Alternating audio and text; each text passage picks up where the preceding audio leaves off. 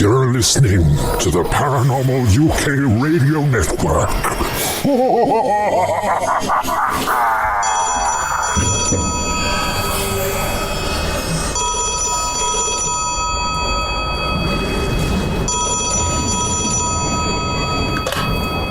Hello? Is that the famous astronomer, Sir Patrick Moore? It is, very much so. Any news on the space front? Quite so. Elon Musk has just designed and developed 5 gigantic, state-of-the-art rocket ships. All members of Parliament, along with the American Senate, have first-class tickets aboard them, you see. They're told they're going to the moon. Told? Where exactly are they going, Sir Patrick? The new anomaly discovered recently astronomically. A huge black hole.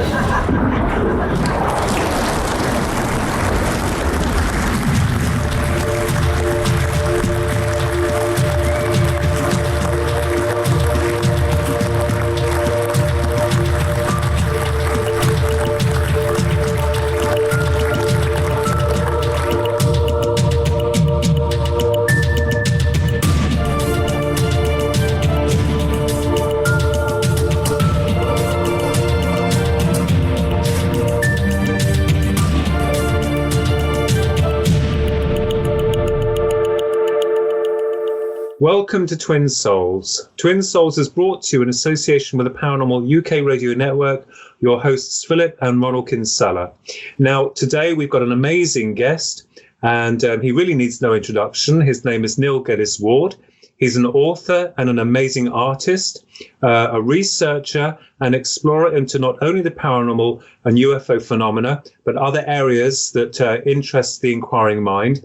And Neil is here today to talk about a new book that he's working on that does involve elements of the spirit world, spirit communication, mediums, and such like. So, hello, Neil. How are you? Hello, Philip, and hello, Ronnie. Well, it's great to be back on your show again, because I was on your show maybe a year or two ago. Had a great time then.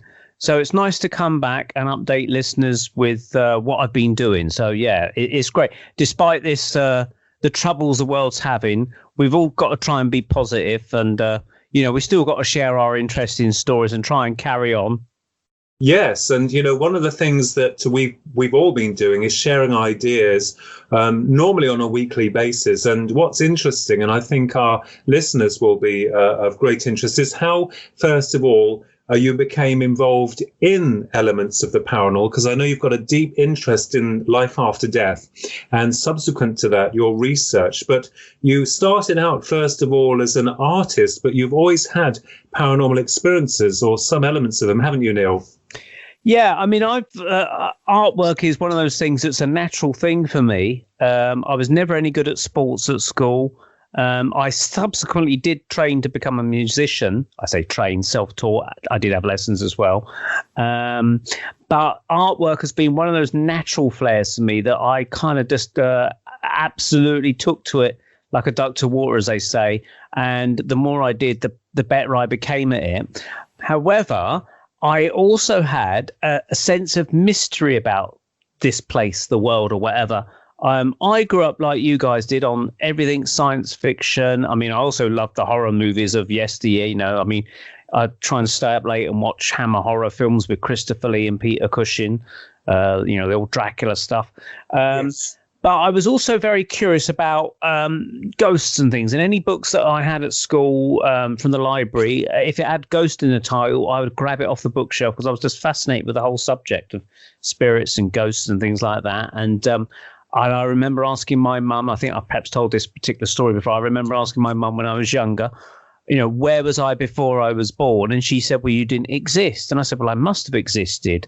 And that kind of launched this kind of curiosity within me to go further and try and find out, well, if I didn't exist, or maybe I thought I did, well, where was I?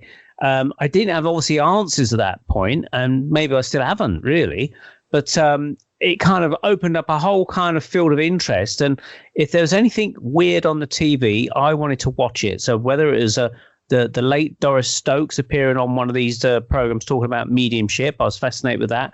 Or it might have been in the early 1980s, the Arthur C. Clarke's Mysterious World program. Going back before that, there used to be a program, I think it was during the school holidays, I think. And it was with the old guy that used to be on Mastermind, Magnus Magnuson. But he presented this thing on sort of Scottish mysteries or something like that. About the Loch Ness Monster and ghosts and hauntings and things, which I absolutely found fascinating as well. So really, it's a whole potpourri of different things kind of got my interest. And I've kind of forged ahead ever since, really. Yes, I'm just thinking back to that time, as you were saying, when we were kids, but we're more or less in the same age bracket, aren't we, Neil? Is the fact that the subject was rather taboo. Even back then, I mean, you mentioned Arthur C. Clarke's Mysterious World. We used to watch that as well, but he always ended it on a note, but is it true? You know, he'd blow up this beautiful balloon and then stick a pen in it afterwards. Yeah, I know. Yeah, that's right. I mean, it was a good show, and I found that really they did a fairly good balance of things. Really, I mean, they did cover lots of spooky stories, which I found to be absolutely fascinating. But although it was labelled as his show, I kind of got the impression that really he wasn't the guy that went out and did the research and interviewed the witnesses or anything like that. He was the guy that just provided the links or the introduction and the ending of the stuff. And he was probably paid a large sum of money just to introduce it. So he lent his name to the project, so to speak. But I don't think, looking back at it, he probably didn't really take much of a great interest in the whole thing. No, but he was a wonderful science fiction writer. I mean, as you said about being science fiction as well, which we're both into as well, his Childhood's End book, which I've read numerous times, I thought that was wonderful. So, yes, it's ironic, isn't it? He's a science fiction writer and he's a scientist. Yes, that's right. I mean, he wrote. So, I mean, I'm never a great novel reader, but I know he did write some great novels and things like that. And he had a great imagination. And I do recall one of the episodes where he did speak about the fact that they had people. I think they were channeling spirits, doing artwork, perhaps, or they might have been doing writing. And some of the people questioned whether it was really true that these people were channeling spirits that were doing artwork, because they wondered if it was actually the quality should have been better. So Arthur C. Clarke, he said, as a writer, I'm not prepared to accept the fact that our kind of ability diminishes when you get beyond the grave. And so I think he wrote that whole thing off based upon just a few mediums or channelers or whoever he saw. Whereas I believe it's one of these things you have to keep looking and looking and looking. And yes, now and again, you find the gold in the river. Yes, and you seem to have done that, Neil, because you are now working on a book that centers all around mediums, and not just mediums that communicate through what we know as clairvoyance, but also channeled information. And do you want to explain a little bit, Neil, about your book, the book that you're working on? Yeah, sure. I mean, basically, the genesis for this book started off actually through my artwork, because I would be going around to various conferences when we could have conferences and meet with more than 6 people, whether they're pagan conferences or anything similar. I would go around to them and sell my artwork as prints and things like that at these conferences. And I was aware that they also needed speakers. And because I had a lot of interest in this field, I might say, well, look, I'll do a talk on my artwork for you, which initially I started to do, or I'll do a talk on fairies, ghosts and spirits, because I got an interest in this sort of thing. There's some interesting stories that I could tell you. So basically I started to do these talks at these various events, and that way I would get a free stall to sell my artwork. So it was a bit of a trade-off, you see. Now, of course, after each sort of speech or talk that I'd given at these places, various people would then come up to me and then relate their particular story. They'd always say, oh, you might want to know about this or something. Some of the stories were average, but now and again you get some absolutely gems of interesting stories. So I'd always remember those ones and thought, well, this is going to add to my next kind of collection when I go around again. I'll be telling that story next time around. So it built upon that gradually over the years. And it got to such a point where I thought, well, actually, I could probably put this down in a book. So at the beginning of the lockdown, I'd already kind of drafted out a rough chapter anyway, maybe a year before. But at the beginning of lockdown, I thought, right, I'm going to do this now. So I started off, and it's called Encounters with Fairies, Ghosts and Spirits. And I cover a lot of fairy encounters because back in about 2004, I co-wrote a book called Fairycraft. And a lot of my early research with the fairy world came from that research. So I've incorporated some of those stories and brought them up to date a little bit for this book. And again, I've thrown in some spiritual encounters and ghostly encounters. And I kind of look at the whole thing. You know, what are spirits? Are they the same as ghosts? Or and then what is beyond? What's the communication like with these spirits? Because remember, it is encounters with them. So it's not necessarily just seeing a ghost or a spirit come through the wall at you or something. It's actually looking at all the possibilities of how we can encounter them. And that includes mediums who are actually making an effort to communicate with these spirits. And so I go into the whole thing where I look at different mediums. I also cover the bad mediums, the ones that are fake, because obviously I've met them all.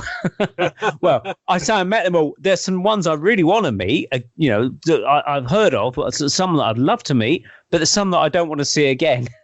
Yes, yeah, and for our listeners, Neil also co-hosts the Paranormal Radio Peep Show, and of course you deal with a lot of guests that have their experiences. But one of the interesting things about your book and many of the sections that you cover, let's talk about ghosts, because you've done a lot of research on Harry Martindale and his sighting of the Roman ghosts of York.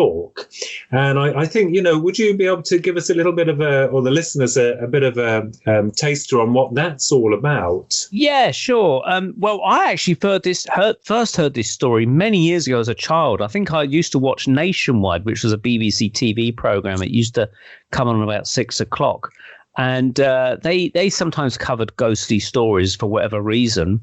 And they covered this particular story, which I found fascinating.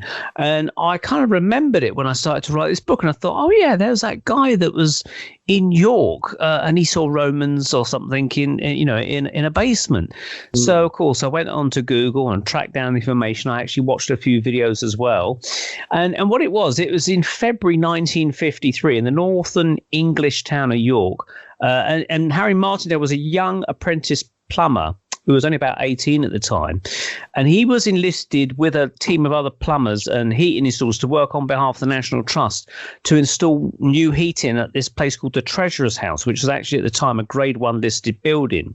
And so basically he was tasked with putting pipes and drilling holes in the basement of this large house. Now, in the basement where he'd been working, some archaeologists had actually dug away the ground and found what they believed to be part of a Roman road there, because the maps showed that a Roman road ran through that part of the building. Although it was an old building, of course it wasn't as old as the Romans, you see. So they had built over this Roman road in sort of like the 1700s or something with this old large house, the Treasurer's House. So Harry Martindale, being a young apprentice plumber and not knowing a thing, he saw this what he thought was a ditch and thought, oh, I'll put my ladder in there because it'll support my ladder as I climb up at it. So then I can start drilling through the wall and pulling my pipes through and things. So he spent about 5 hours, drilling and pulling pipes through, spending a lot of time. And he's there by himself. And after about the 5th hour, he's pretty tired. It was towards the end of the day, and he heard this strange noise, and it sounded like the sort of a sound of a one note, and he thought it was like a weird, strange song on the radio. He thought, what's that tune on the radio? It's just playing one note, and it sounded like a weird horn playing. But it got louder and louder and louder, and eventually he said, below his ladder, he suddenly saw this Roman soldier walk out of the wall below him, and he was so shocked that he actually fell backwards off his ladder and scrambled into the corner of the room and hid there, absolutely frightened out of his wits. And then after this Roman soldier had come through the wall, another Roman soldier appeared, but this one was actually on top of a horse. Now, the interesting thing was he said that he could see them from the knees upwards, but he couldn't see the bottoms of their legs. But it's only when they got to this excavated Roman road did their legs fully appear. Now, the interesting thing about these Romans, and there was not just two of them, there was probably about 12 to 15 of these people coming through, is that they were wearing green tunics. Now, Romans are traditionally thought of as wearing red tunics with long rectangular shields, but he said these ones, and he kept his guns on this. He said, no, these Romans, they had green tunics and they had round shields, and they didn't have long knives. They had small daggers sort of attached to holsters. And he said that he could even see where they hadn't shaved for a few days, and they were splattered with mud, as if they had been walking somewhere in the wet. And he said that the sound of that horn that he heard initially, he finally saw this person come in blowing on a great big horn of some sort, and that was the last person to come through the wall. But basically a whole troop of Romans came through this wall, and although he was frightened, they did not look at him at all. They didn't look down at him. They just marched straight ahead and vanished into the other side of the wall. And he was so frightened out of his wits, he ran up the stairs and he encountered a guy that was a caretaker of the building there. And the caretaker of the building could tell by the look on his face, he was obviously shocked. And he said to him, "Oh, you must have seen the Romans, my lad." So it's obviously that this caretaker was aware of the existence of these Romans down in the basement. And a few people were, but Harry Martindale wasn't. But he was so frightened that he never went back to work at this building, and basically he lost his job as an apprentice plumber. He says, "I'm just not going back there." And he told his friends about it. He said, "Don't tell anyone about it." But of course they started to speak about it, and the word got out. And many years later, of course, when they were tracking down the story and they was re-listening to his account of what actually happened, and they listened to the fact that he described these Romans of having mud splattered uniforms, and they were green tunics. Someone very clever into his history analysed that, and they said that those particular Romans were what they call an auxiliary branch of the Roman Empire. So in other words, when the main Romans left Britain and went back to Italy, they left these pockets of, if you like, almost like the territorial army of today. They left these local Romans, which were probably made up of the populace of Britain, and they were employed to be their stand-in Romans to keep an eye on everything. And so they wore a lesser uniform of green with small round shields and small daggers, rather than the traditional red tunics with the large shields. And Harry Martindale wouldn't have known that, which I thought was a really interesting point. Yeah, and that's really fascinating. I know you've spent a lot of time and energy researching that for your new book. So what's your idea, Neil, about this encounter? I mean, most people would say that it's ghostly apparitions, but why do you think it happens? Do you think it's some type of tape recording that's caught that happens every so often? Or do you think it's an overlap of timelines that are still occurring in their time to ours that's crossed over? What's your understanding of that? Well, you talked about a recording. Now, there's something called the stone tape theory, where they suggest that maybe people are perceiving actions of the past that have somehow been recorded into the atmosphere or the environment, maybe in old buildings, and maybe a psychic person might then somehow trigger off that site and see them. Now, I quite accept that's a possibility, but when I actually looked further into this Roman encounter with Harry Martindale, about 7 or 8 years later, the building was under the care of another lady who was then the caretaker. I forget her name now, but she had 2 small dogs, and it was her job to go around the building at the end and check all the doors and things like that. Now, her dogs were aware of something in that very same basement, and they were barking down there. Now, this would have been about 1957, 1958, And I think that would have been about October or November. Harry Martindale's was in the February of 1953, so it was the winter months. Now, this lady was seeing hers in the winter months just prior to Christmas of 1957. And again, she saw the same Roman soldiers coming through that wall, but this time she said they were leading a whole troop of horses. It just wasn't one horse, and they were again splattered with mud. And then she saw them about 2 months later, so that would have probably been about November, going on into December. And this time she said she saw all the horses coming through the wall, and this time the Romans were all laying across their horses as if they were totally whacked out, knackered, asleep, but sleeping on their horses, and their horses were literally taking them back to camp. And again, they were splattered with mud. So although the stone tape theory suggests maybe that people are viewing the past in some way, what they were seeing suggests to me they're seeing different actions. So it wasn't just one recording being played, but many different scenes, but still perhaps of the same characters or of at least the same legion of Romans. But the interesting thing is that each witness, Harry Martindale and this lady 7 years later, witnessed that they were splattered with mud, which I suggest that may be that they were being viewed in their own time frame of their own winter. So Harry Martindale had seen his in, say, the February of 1953. It would have been cold and wet, presumably in 1953.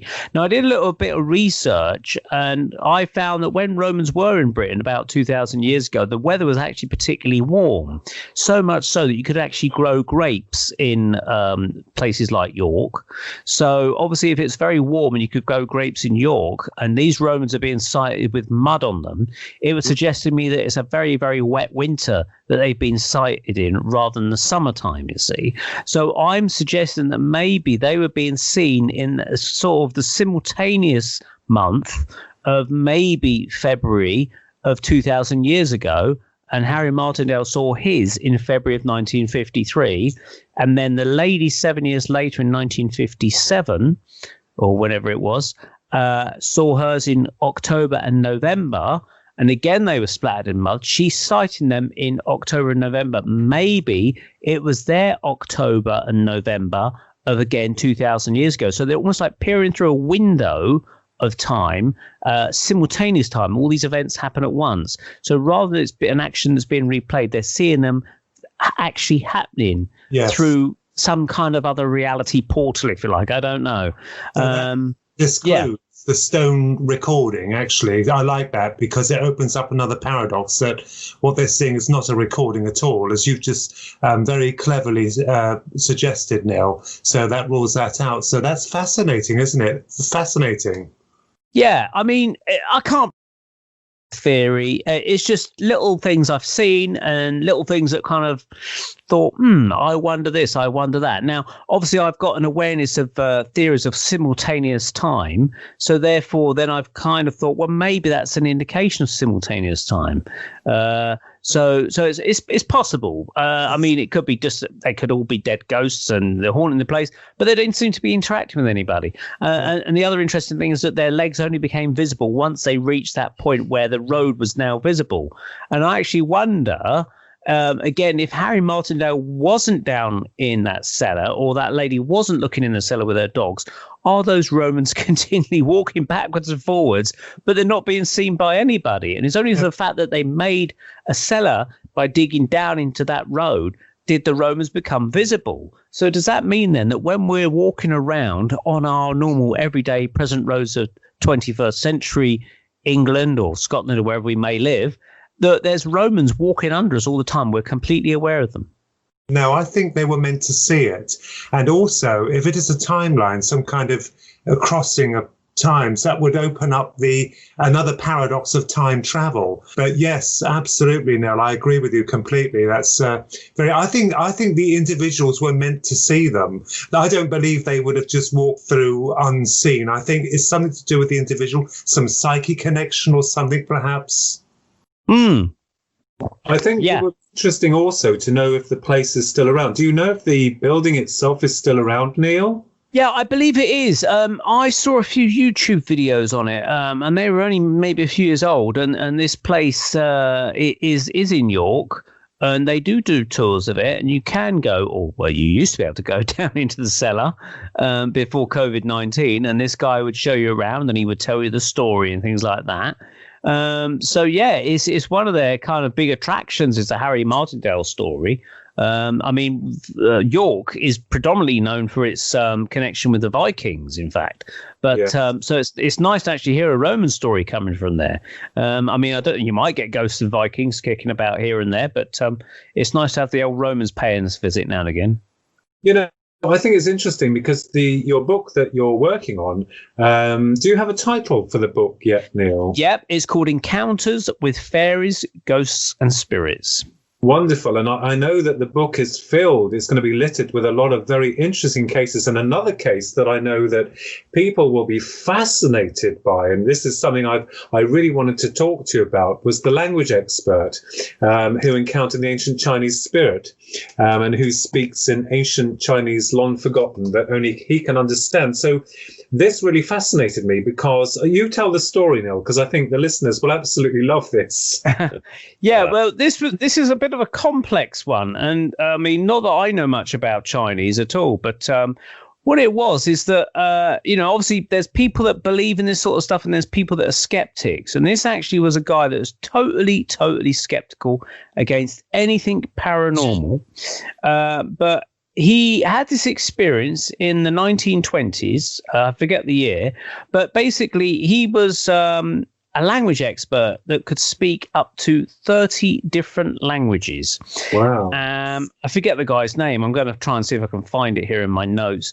But basically, yeah, he could speak 30 different languages fluently and understand them.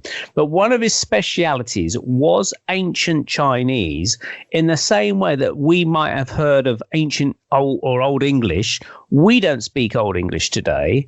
And in the same way in China, they don't speak ancient Chinese. They speak mostly Mandarin, which is a more modern Chinese language. So this guy, he came from England, but he was out in America, in New York, and he knew a judge out there he respected this judge's opinion. And he said, look, I want you to come to this seance with your language skills. I want you to give an opinion on what's going on here, type of thing. So he went to this seance, and it was with this very famous medium at the time. And again, I will try and get the name once I come across his name in my notes, but I can't think of it offhand. Oh. But it wasn't him. No, this is an American medium. Leslie Flint was the right, I think I'm coming across it, actually.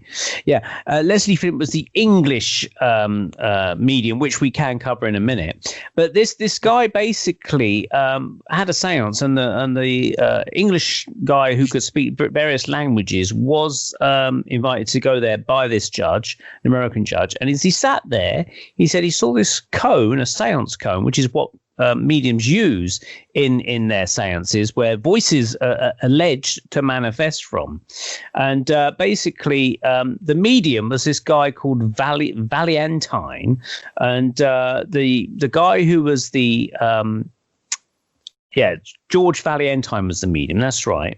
And it was Mr. William Cannon, who was the guy that was visiting.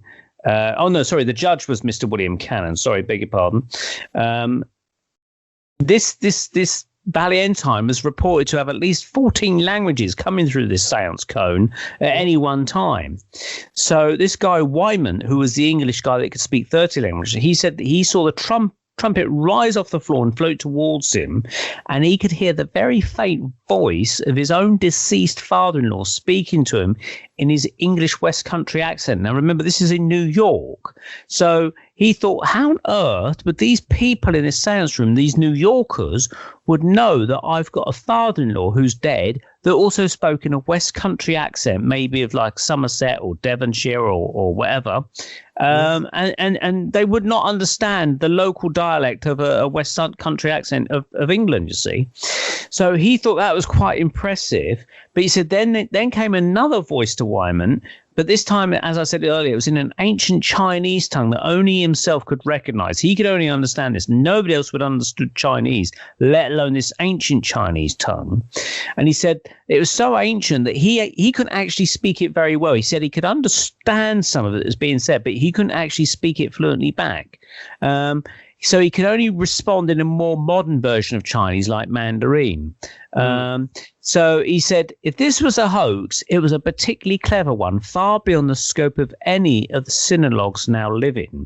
He said, the voice said, my mean name is Kyung. Men call me Fu Qi, and my lowly style is Qi. Now, I'm hoping I'm pronouncing that correctly. But he says, basically, this was the name by which Confucius, i.e. Confucius say, all that kind of stuff, ancient Confucius, the Chinese scholar, whatever, was canonized by. So he asked him to repeat his name, and the name came back again. He says, my name is Kyung Fu Qi, or something like that. I might be pronouncing it wrong. But he said he knew that as Confucius. He said, now I thought it was my opportunity. He says, Chinese, I had long regarded as my own special research area, and he would be a wise man, medium or other, who would attempt to trick me on such soil. He says, if this tremendous voice were that of the old ethicist who had personally edited the Chinese classics, then I had an abundance of questions to ask him. Then it burst upon me that I was listening to a Chinese of purity and delicacy not now spoken in any part of China. So basically, this Confucius would go on and he would recite all the poems that he had written like 2,000 years ago or something. And this guy would sort of like start the poem, and this voice would finish off the poem for him. And he said that how on earth could that be fate? Because A, it's speaking an ancient Chinese language, it's reciting poems that only this guy would know about, and it's going through the whole of the 14 verses of the poems and things. And so he ruled out the fact that this guy, the medium, was faking it, because he says there's no way he could have ever have known any of this. And obviously sometimes when you could hear these dialects, and this guy went for another 12 or 13 sit-ins to this seance later on, where again he used some of his other languages to speak to people coming through there, and he heard Portuguese, Spanish, Russian, Jewish dialects and things like that. And while these voices were coming through in their various languages, he said he could hear the medium himself speaking. So he said he knew it wasn't the medium speaking because he could hear him talking anyway. So somehow these voices were manifesting through this seance trumpet, all these different languages, which was an absolutely gobsmacking piece of information to come through, really. And he said that this guy that was doing this, he was an absolute skeptic at first. And so he used to relate these stories to people. And he said the only reason he decided to write it down in a book was because he got fed up telling the same story. He wasn't there to make money. He had enough money anyway, but he decided to write down a book so he could just hand the book out to people and say, here, read my book. It saves me having to keep repeating the story for you. And that was about 1927. It's a long forgotten story, that one. Wow, that's incredible. And it also goes to prove our understanding of what we call the spirit world, or the other side, where, our personalities, our consciousness survives the state we call death. And I think that as instruments, which you've been exploring, or mediators, mediums, channels, are able on some levels, the genuine ones, to connect with these other personalities that were alive a few years ago, some even thousands of years ago. So I know that, your research has led you also into the channeling side. And I know that one of your big subject matters was Leslie Flint, wasn't it? You looked into his work as well. Yeah, that's right. Now, Leslie Flint was a similar medium to the guy in New York we just mentioned. He was a direct voice medium, except he didn't have a cone that levitated. He produced, or the spirits, quite correctly, produced what they call an ectoplasmic voice box, which floated in the room. And through that voice box, different voices could be made manifest. Now, I've been speaking to a guy called Leo Bonomo, and I met Leo about 8 or 9 years ago at a demonstration of transfiguration. That's where a face of a spirit will allegedly appear over the face of the medium, and you should be able to recognize the face of the departed over their face. But unfortunately, we didn't see anything. But anyway, me and Leo struck up a friendship, and we've kind of like had little chats now and again. We've even interviewed him on our Paranormal Peep show, and he was very fortunate that he could actually go. He was invited to see Leslie Flint towards the last years of his life in 1990. So he said he went and saw Leslie Flint, and they went into this room, and he said that he could hear Leslie talking, but at the same time he heard this voice of this man, Dr. Clarkson, I think he said he was. He appeared to be a doctor. He said that the voice appeared above him in the ceiling somewhere, and it would move across the room backwards and forwards. And he said, clairvoyantly, in his mind's eye, Leo could see this man pacing up and down the room with his hands behind his back, who he took to be this Dr. Clarkson. And this Dr. Clarkson would be talking about treatments and cures and things, and he even spoke about a cure for cancer, I understand. So he had a really great experience with him. Now, Leslie Flint brought through loads of people, like something like 3,000 or 4,000 personalities came through Leslie Flint of different voices. Now, I was saying this to Leo recently. I said, if you go to the Wikipedia pages of Leslie Flint, you'll find it's completely negative. They just talk about, oh, he's a fake and this, that, and the other. They don't speak about any of the positive things where people have actually had some great results from it. They just don't put any of that down. I mean, although he demonstrated in the dark, I understand, he actually also demonstrated at a place called Kingsway Hall in London, which I've been to many years ago. And it was an absolutely packed house. And he had his seance cabinet, which is like a large box-like structure on the stage, where he would sit in there, and they put microphones, about 3 microphones were placed inside this seance cabinet with Leslie Flint inside. And they had one of the sound technicians who was setting up this. So the idea is that you could hear these voices being amplified around the room, coming through the speakers so that the audience could hear it. And one of the test technicians, the audio technician, sat inside the seance cabinet and shouted as loud as he could. But the microphones weren't picking him up very well. I mean, remember, this is the 1940s, and microphones weren't as sensitive, perhaps, as they are today. And they could hardly be heard. And yet, when Leslie Flint started producing the phenomenon, Mickey, Leslie Flint's guide, came through, he could be absolutely heard loud and clear above everything. And all these people's relatives were being brought forth. It wasn't just kind of like celebrity personalities, although 1 or 2 did come through. I understand an actress at the time came through who died. Various people, relatives and friends had come through that night. And towards the end of the evening, there was a bit of a stir because Mickey announced, he said, oh, I've got some rather sad news. We got a voice here of a gentleman who's a policeman that was murdered last night in that area. And he literally came through the seance of Leslie Flint, literally the very next night. And he was asking for his sister Florrie, who he said is up in the top tier of the audience. And she answered, she goes, yes, I'm here. And this policeman who had been murdered basically went on to say that the killer lived in a small bedsit and he's got the gun hidden under his mattress or something. I don't know if they ever caught the killer. I think they possibly did, actually. But again, that's not mentioned on things like Wikipedia, who don't like to talk about the positive successes of that. No. I know that skeptics would challenge that, but, you know, that's the nature of skeptics, isn't it? Wikipedia is a terrible platform to use when actually investigating anything paranormal. I mean, from UFOs to fairies to ghosts, they will poo-poo everything. But I guess we're not surprised, Neil. Powers that be, as we assume or know, they don't want people, evidently, they don't want people to know any of this stuff.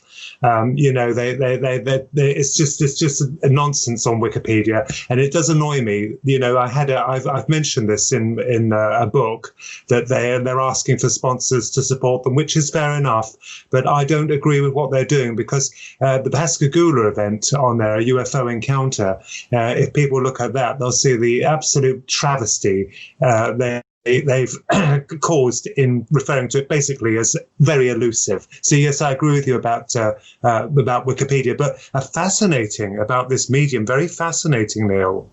Yeah, I mean, interesting on the Wikipedia side, although you're allowed to go back and edit it, if they don't like it, they'll soon change what you've done. Yes. It was done that with the Star Child skull. The guy that did the Star Child skull, he would try and write out his own notes for it, and within a few days it would be changed back or it'd be deleted and things like that. And he actually spoke to Wikipedia, says, look, Khan, let's speak on an even playing field here. I'll tell you my facts and you can tell me your facts. He says, I'm the guy that's been looking into this, whereas you haven't. And they would just completely edit out his take on his side of things. Now, I find it interesting that when you got these skeptics, they always want at least 5 scientists to verify your research or your experience or whatever it is. They won't listen to you until you've got 5 scientists who will absolutely say, yes, we all agree that's absolutely what happened. And yet, if you've got a person with a UFO encounter and the Men in Black or the military or the secret agencies come out to you, they don't ask for 5 scientists to verify your UFO encounter. They just say, keep your trap shut and don't talk. That's right. I'd say, Neil, the thing is, though, we do know, as with anything related with any area of research, in this case, paranormal stroke UFO, but your book is about the other side and about mediums, gifted mediums, and also those who are not so gifted, because you've also explored certain territories where charlatans are brought forward. And I think that's very important, because your book gives a wonderful balance so that the reader is able to see that, that there are those situations where some mediums aren't as good as others, and those who are fakes and those that are genuine. So I think that's very important that you've given that balance for people to see that there is evidence that you have the good and the bad and the ugly, as they say. Yeah, I mean, unfortunately, during my research over many years, I mean, I've seen some very, very good mediums, including your good self, Philip. But I've also seen some bad ones. I've had some bad personal readings, just me and a medium in a room, very, very bad readings. And then I've seen some excellent ones. But with the side of things that really disappoints me is the physical, what they call physical mediumship. So for people that need to know this, there's what's called mental mediumship, or clairvoyance as it's commonly termed, which is what you yourself do, Philip, where you receive impressions from the spirit and you have to translate that and give that out to a person. So you might see a vision, a picture, an image, a feeling, a thought, and you then retranslate that out to the recipient. On the physical side of things is where the spirits can raise enough energy to actually move things about the room, or manifest something like, in extreme cases where you need a lot of energy in a very special medium, a physical person might step out of a seance cabinet, or they might speak in trance or something to a lesser degree. And that has always been the area where the most fakery of these things occurs, because most of this kind of stuff is done in the dark. They claim it's because the spirit manifestations are sensitive to the light, in the same way that our old film used to be sensitive to the light. You'd have to develop it in a dark room with infrared lights as your aid. And in any seances, they again use infrared lights, so you can see something. But normally, most of it would be done in the dark. There will be people that will take advantage of that kind of procedure. And I've seen people that will, produce funny voices that are absolutely diabolical. Yes. They'll have people singing along to their old tunes that they had when they were out, like Louis Armstrong, can't sing in time with the song that he wrote, Oh, It's a Wonderful World. He can't sing in time with it. That was a guy called Chris from the north of England. I can't remember his surname. Lucky for him, I can't remember.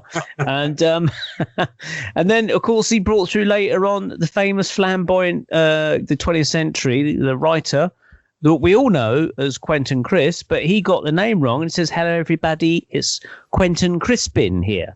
So I thought, well, hang on, if you're Quentin Crispin, sure, you could get your name right, It was really, really, really bad. I mean, he couldn't even fake it bad. He was so bad. And I remember sitting next to this lady, because they placed everybody in seats so you couldn't know anybody. And I just sat next to this lady. I said, have you been to anything like this before? She goes, no, I've never seen anything like this. So I said, oh, okay. So as the evening proceeded on, I found myself putting my head in my hands thinking, this is diabolically embarrassing. And at the end of it, when the lights finally went up, I said, so what did you think of it then? She goes, I thought it was bloody awful. I said, I couldn't agree with you more.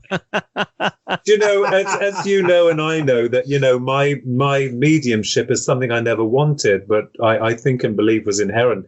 And exploring consciousness and dealing with facts and only presenting that evidence as it comes through with a yes or a no and never feeding.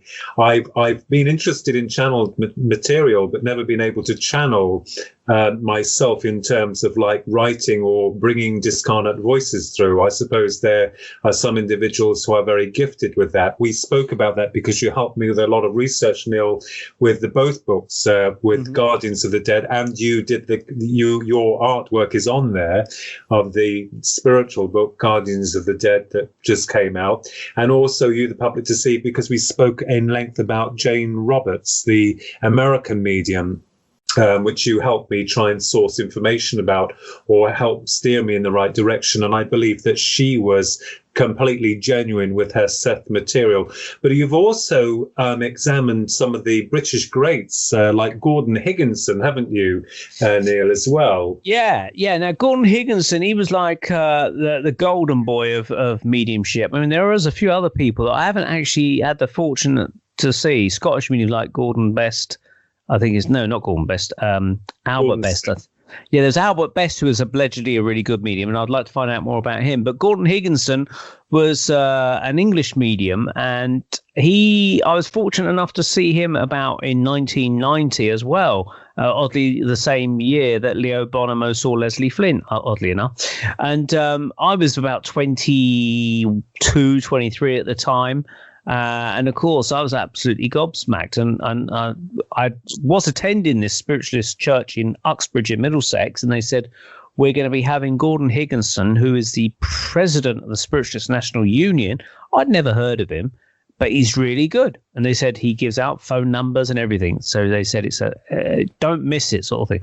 So, you know, I booked a ticket. I came along there with a friend of mine, and we sat there, and he was doing this reading, and he was amazing, absolutely amazing. I can't remember how long he went on for, maybe an hour and a half or something, but he would go up to people and he'd give out their phone numbers. And there was a guy sitting near the front, and he pointed to him, he says, you, sir, before you came out here tonight, he says, the coat you are wearing is not the coat you originally set out in. He said, you came out in a different coat. You got in your car, and then you decided you didn't like the coat that you were wearing, and you went back into your house. You threw the coat on your bed, and you now got the coat out of your wardrobe that you're now wearing, and you came here tonight. And my helpers, and by helpers he meant spirit guides, have just gone down to the multi-story car park below us, because we're in a large modern building. They've just gone down to the multi-story car park below us, and they've just seen your car and told me it's a red sports car with the number plate PYE something something something. He said the number plate, and this bloke absolutely sat there gobsmacked, jaw on the floor, couldn't believe. He says, "Yes, I've done exactly everything you've just described," and we all clapped. It was amazing. Wow. He was an absolutely incredible medium, but he was doing mental mediumship, but he was also an absolute brilliant, as I understand it, and I wasn't fortunate enough to see him to do this, but I understand it. He also did a lot of physical mediumship, where ectoplasm, which is the mysterious stuff that mediums will produce, come out of their body, which can then become solidified forms of spirit. Sorry, Neil, I just wanted to ask you, because I'm sorry to interrupt, but I think the listeners would be interested. Ectoplasm, does that just form out of nothing, out of their mouths, or is it something they use, like Muslim? Well, no, it's not Muslim. It's been likened to Muslim, or cheesecloth, as some people call it. And in fact, in fake seances, they've actually used that material. But this mysterious stuff called ectoplasm, it seems to be present in everybody. But when, say, we're dead and a doctor or someone does an autopsy, they don't find a little ectoplasm organ that's produced a whole load of it they can put into a jar.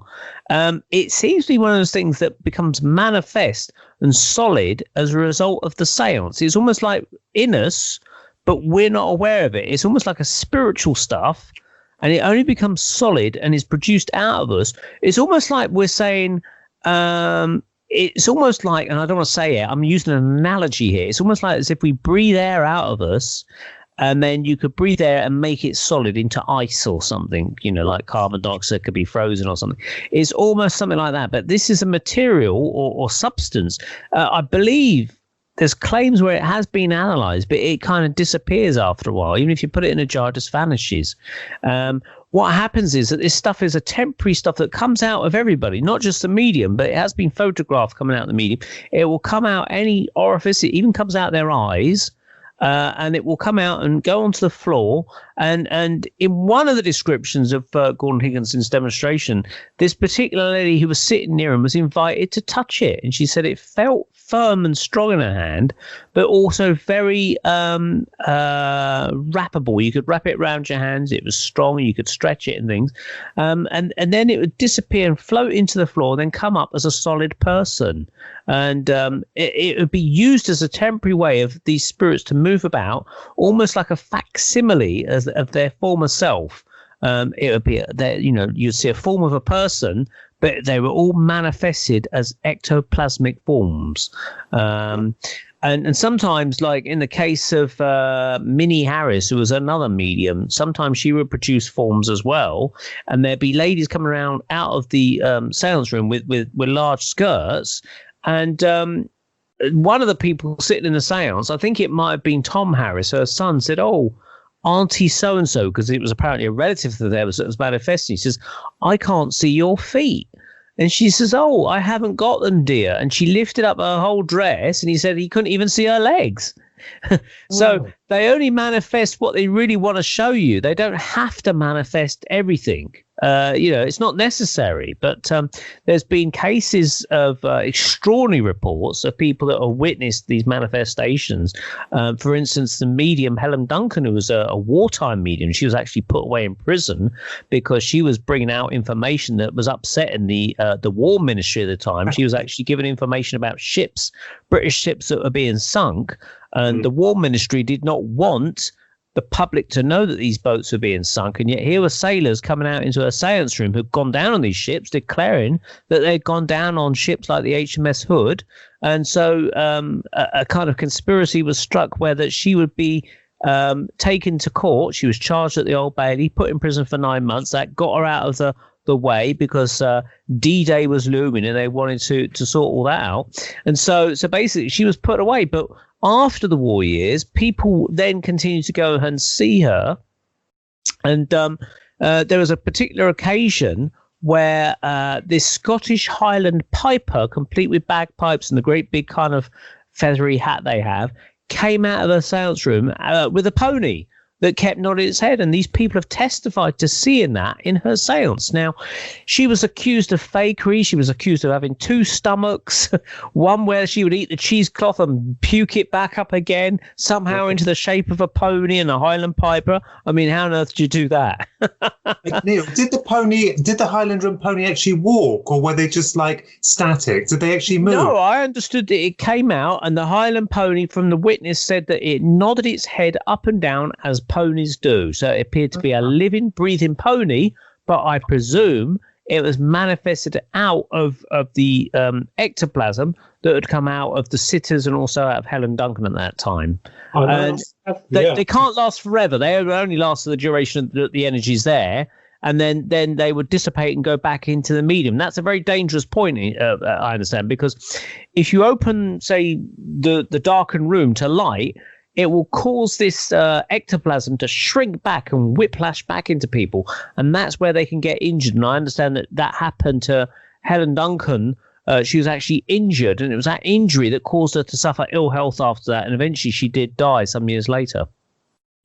Yeah, I have seen a manifestation on a few occasions, one of which when I was with a medium, and she actually brought my spirit guide's face over hers, and I did actually see that. It was very bizarre, and as you know, we're black and white, Neil, but it actually she transfigured, or her face transfigured into this North American Indian, and I could see it very clearly because I was quite shocked. I was only in the room with her for about 15 minutes max because she worked very quickly. So I have seen manifestation before.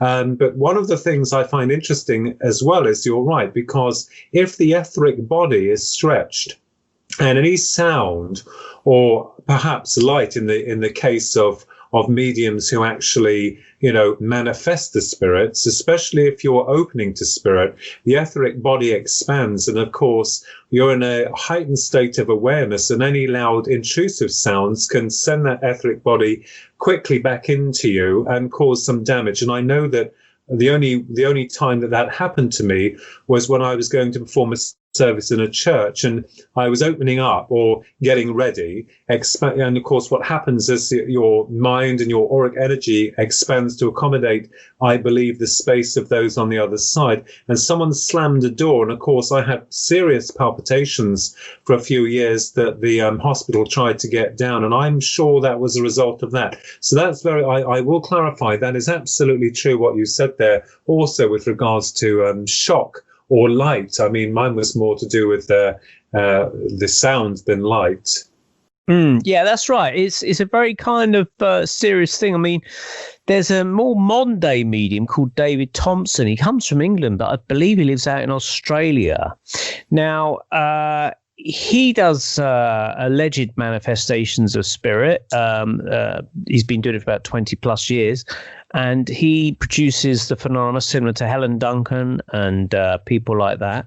And various spirits have been known to come through. I mean, I have heard a recording on a website where you can hear this lady talking to her partner that's died, and he's coming through. Now, this is the interesting thing, because this is what Leo Bonomo said to me. He says that what happens, certainly in the case of Leslie Flynn, is that when they want to talk through this voice box that I mentioned earlier, is that the spirits on their side have to impress their face into a mask-like structure, which I believe is on their side, and that then receives their thoughts. So I imagine, and again, it's an analogy, I'm not saying this is the case, but I imagine it's something like a gas mask or visor or something that fits over the spirit face and somehow amplifies their mind thoughts or their thoughts in some way, which is then transmitted down through to the medium and then comes out through that voice box that's been manifested on this side of life. It's rather like, it's almost like acting as a microphone for the mind, if you like. But when these people wear it on the other side of life, a lot of them might have, say, claustrophobic problems with it or something like that. They don't like it. I mean, Leo said they have trouble breathing, but it makes you think, well, hang on, these are spirits. Do they breathe? Do they suffer from claustrophobia? All these little questions come up. You think, well, what should be happening there? Surely that shouldn't be possible on the other side of life, but maybe they do. Oh yeah. This particular spirit was coming through, speaking to his wife at a David Thompson seance, and he was saying, "Oh, I'm a bit nerved out by this. I'm a bit scared of how to do this. This is so strange." And you can hear the sitters in the sound saying, no, come on, it's okay. Carry on. You're doing really well. He says, this is really scary, whatever he was doing. But he carried on talking to his wife, and you could hear her saying, yes, I hear you. And he sort of talking in whispers to her. And then you can hear her going, oh, like that. And apparently he was cuddling her. There was a description on the website that said he cuddles her or strokes her hair or something. And then you can hear her as the air is literally sucked out of the room as this spirit is dematerialized. Maybe the energy ran out, but you can hear the sucking of the air as it gets sucked out of the room, which was, I thought, an interesting thing. I can't say it's absolutely true, but it's very interesting to listen to. But again, he's had accusations of that he's faking it. I mean, he apparently will ask for David Thompson will ask for everyone's name and address and phone number that's going to take part in his seance. He says it's for safety reasons, because he needs to know that he can trust these people not to pull the curtains and things like that. But people who say, oh, well, you're just using that so you can look into us and find us out on Facebook and look into our backgrounds and things like that. So, you've got to kind of say, well, what's right? What's the right procedure? Because we do know in the past that people have been stung by these things where people have pulled the curtains and they've been injured. So you could argue that David Thompson's being sensible. He's taking precautions. He's trying to protect himself and the seance and trying to keep it safe for everybody. Yes. There would be physicality. I agree with you. There would be contact, because I'm very hard-hearted myself personally. I went to see, fortunately, because I was absolutely against this until I saw a brilliant medium 23 or 24 years ago, and my grandmother came through, and she said when the medium told me she's stroking my hair, I could actually feel someone combing my hair. Now I had this myself. This was the confirmation I needed. Not just that, the evidence was astronomical. It was amazing. But I could feel physically someone touching and running their hand through my hair. So this is what intrigued me. So there would be physicality through it, like you're saying, like the manifestation of this plasma, this ectoplasm that they bring through, or the voices. Now, Neil, you said about a voice box. Is that like an instrument that the people use when they? Is it like an electronic device, or is it just a simple a box to reverberate the noise in? What is that? Well, if you imagine that we've all got a little voice box, a larynx or something in us as biological people, we have these. What happens is that the spirit world, through, say, Leslie Flint, would have manifested or manufactured an imitation voice box, which is rather like a human one.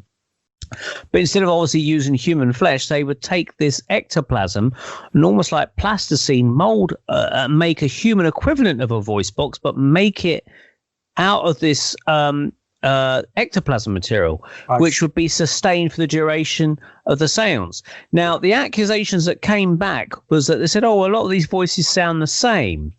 And they said, the spirit world came back and said, well, the reason they sound the same is that we've only got one voice box to use. Now, obviously, for instance, you're hearing me talk with my voice box and I hear you guys talking with your voice boxes. Now, we all sound different because we've all got different voice boxes. Whereas in the Leslie Flint seance, for instance, there was only one voice box they would use. So, of course, all these voices, it was claimed, would sound very similar because they're coming through one larynx.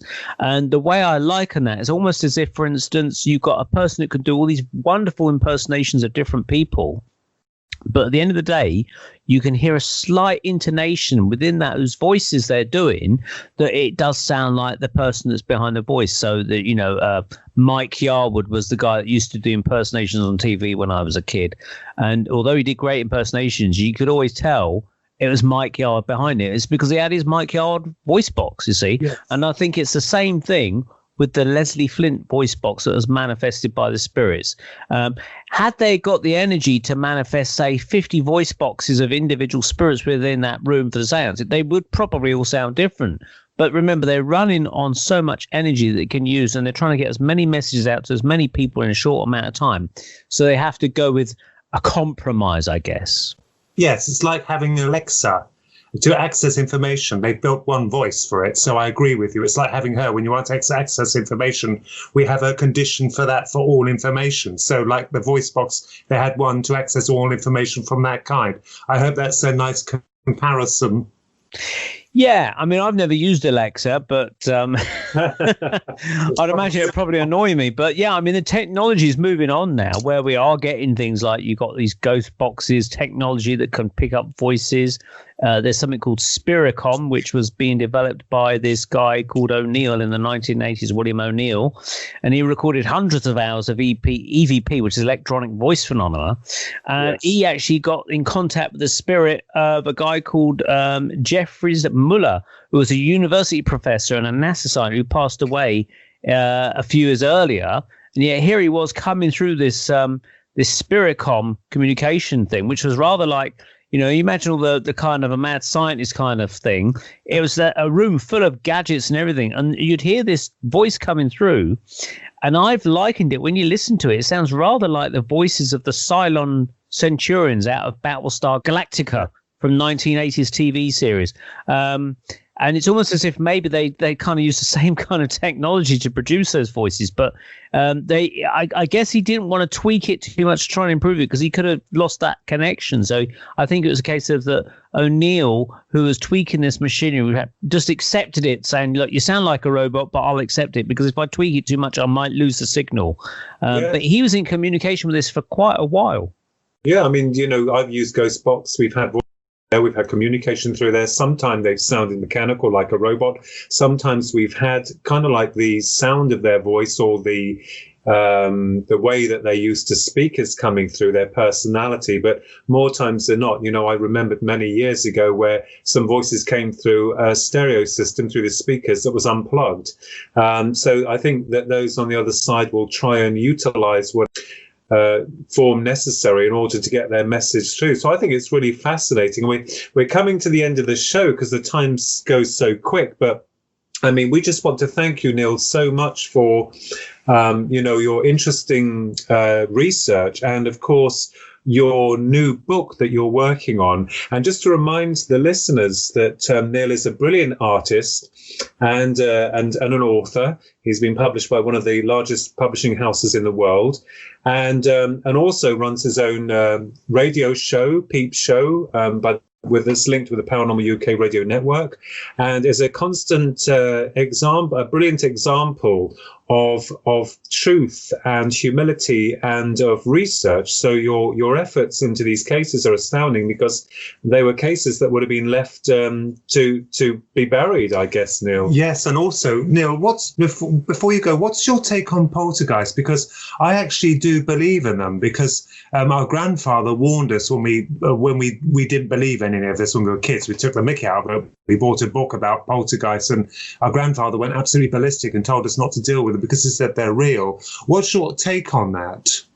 Well, I actually think poltergeist phenomena I've never witnessed it myself. I've never been there, so I can't speak from experience. But my take on it from a researcher stroke viewer, if you like, of the information that people relayed, is that it sounds very much like, to me, the phenomena that comes through the poltergeist is probably almost like a branch of physical psychic seances that the mediums of like Helen Duncan and Leslie Flint have produced under controlled conditions in a seance room.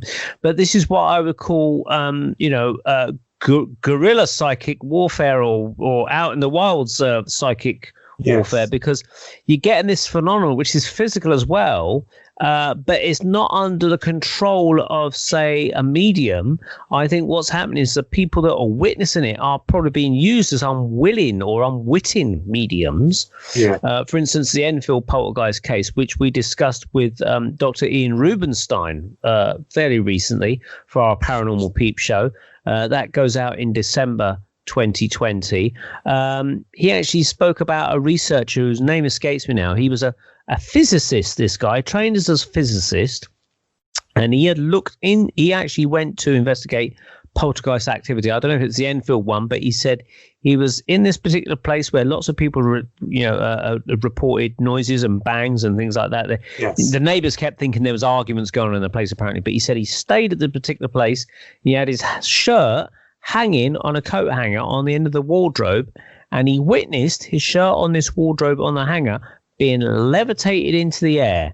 And as he saw that happening, as a physicist, he said, I had to completely forget all the physics I'd ever been taught when he witnessed that.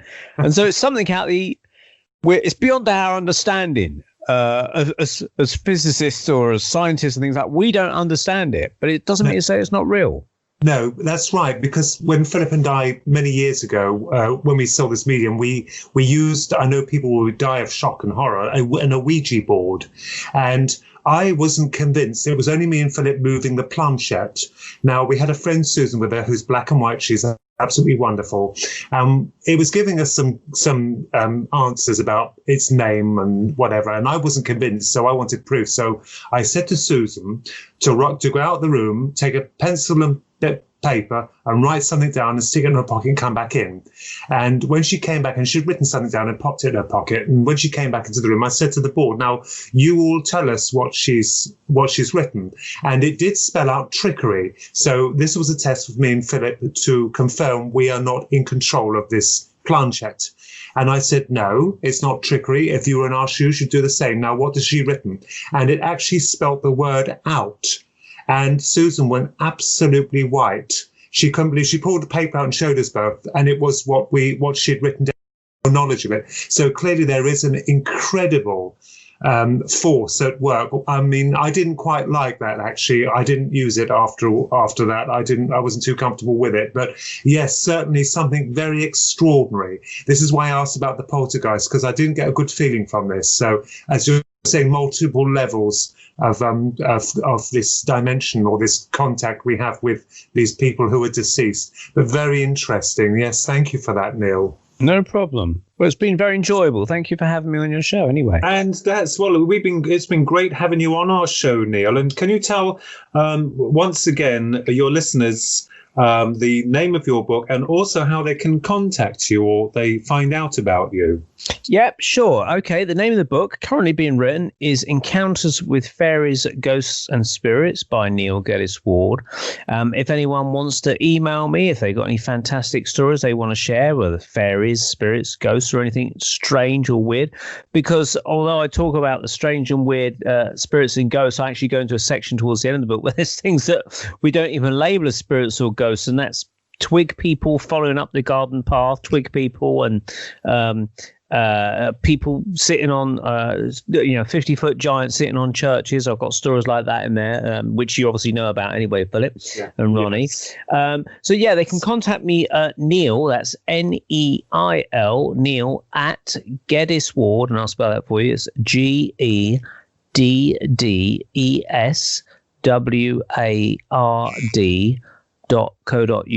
Neil at geddesward.co.uk. They can keep up with me and my colleague Andy Chaplin on the Paranormal Peep Show on the Paranormal UK Radio Network, which you can find us on Spreaker, I understand, but we also have a YouTube channel for that as well. And I'm also on Facebook, but if anyone wants to friend me on Facebook, it's handy if you can drop me a little message to sort of introduce yourself first, because otherwise I get so many requests. I don't know if they're fake profiles or whatever. And at least if they said, oh, I heard you on such and such a show, at least I know who you are, type of thing. Yeah, that is brilliant. Well, thank you very much, Neil, and we wish you great success, not only with your book, but also the continuation of your dedicated research into the paranormal and your brilliant art, by the way. I have to thank you so much for your help in all areas. Yeah, in all areas of both me and Ronnie. We just, we get hold of Neil, and Neil tries to sort it all out for us. Brilliant artist, Neil. Your artwork is phenomenal, absolutely amazing. And for our listeners, you really do need to see Neil's work. It's incredible work. So thank you, Neil. Thank you very much. And it remains for me to say that your guest tonight is the esteemed Neil Geddes Ward, artist, author, radio host, and also paranormal investigator, UFO investigator as well. And you've been listening to Twin Souls Radio, brought to you in association with the Paranormal UK Radio Network. Stay safe and watch the skies.